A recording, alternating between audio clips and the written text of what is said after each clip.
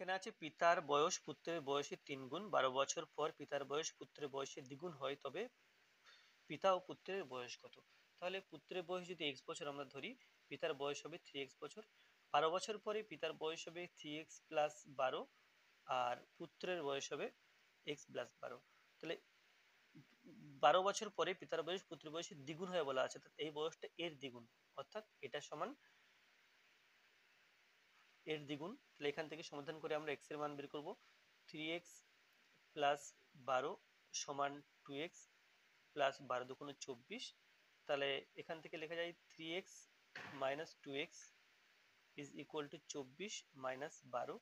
তাহলে পেলাম x সমান 12। তাহলে এটা হলো পুত্রের বয়স 12 বছর, আর পিতার বয়স ছিল 3x সমান 3 ইন্টু 12 ইজ ইকুয়াল টু 36। তাহলে পিতার বয়স 36 বছর আর পুত্রের বয়স 12 বছর। Thank you.